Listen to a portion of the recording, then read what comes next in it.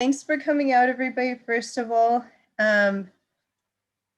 it's always great to see how many people we get to these events and get to meet everybody. So thanks for everybody for coming out. I'm talking about online directories tonight. And to start off, I'm going to talk about first about what an online directory is. They're basically the yellow pages of the internet. They're listings of businesses on specific topics with specific services. And one of my favorite companies that I like to think about for as an example is TripAdvisor. They've got hotels, local attractions, restaurants, hundreds of or thousands of listings. But they're all under the umbrella of helping people with their travel plans. So that's the way I like to think of online directories, is kind of like a one-stop shop for certain topics. Next slide, Brad. So how does this help? How do online directories help with your SEO, and what's so great about them? First of all, it's the way they boost your website. They provide direct links to your website. So between the direct links, the backlinks, it all goes into helping boost your SEO. Second of all, they really maximize your exposure. When you think about it, this is a rare case in which your customers are actually looking for you, for your product, for your service. So it's I think one of the closest ways we might get to actually our pure target market is they're looking for us. And third of all, they provide great social proof for our businesses and our websites.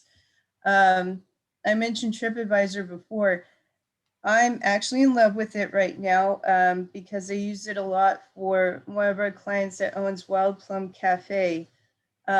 There are pictures on there, there are reviews, and I swear that some of our client or some of the customers have professional photography skills because the pictures are amazing. But so it really adds credibility to the site and to the business having Wild Plum Cafe on that platform. Next slide, please. Oh, there we go. Brad, next slide, please. I actually did. Oh. So how do you find the directory that's best for you?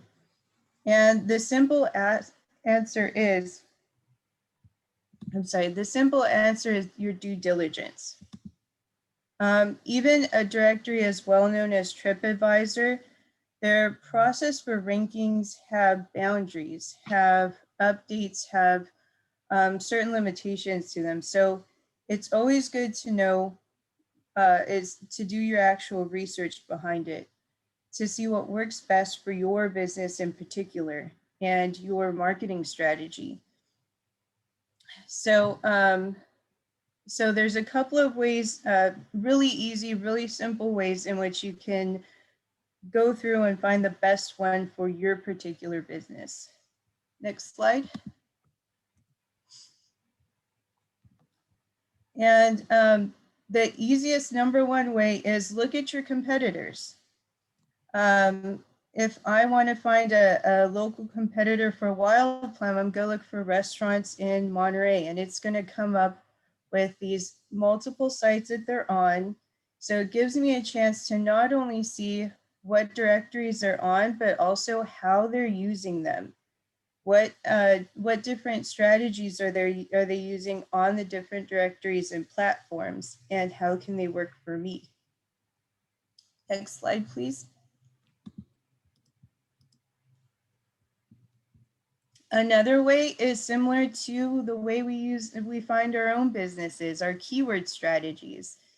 Online directories use keyword strategies the same way that businesses do. They want to connect with customers and with businesses who are looking for them.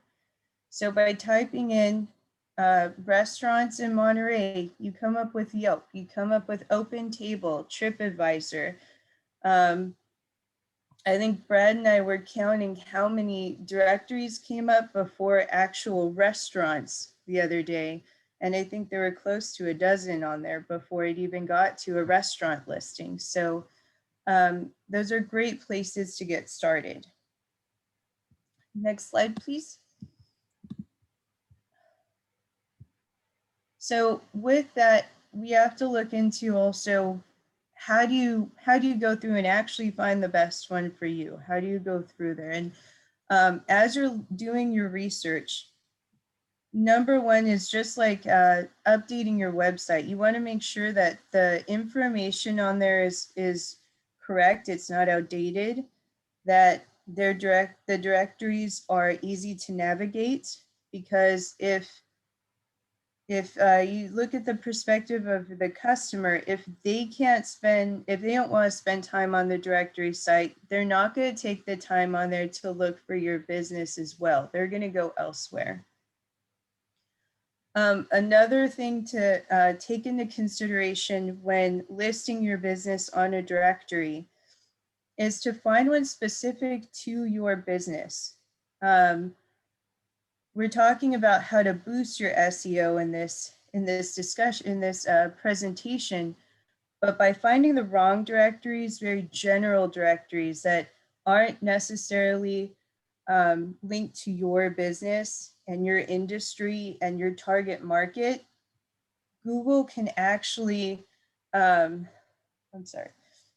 Google actually takes that into consideration and can actually have a negative impact on your SEO. Next slide, please.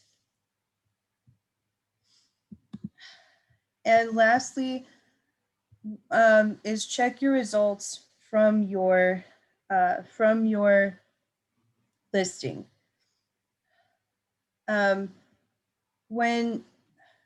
When I think about online directories, I also think about them as part of my marketing strategy.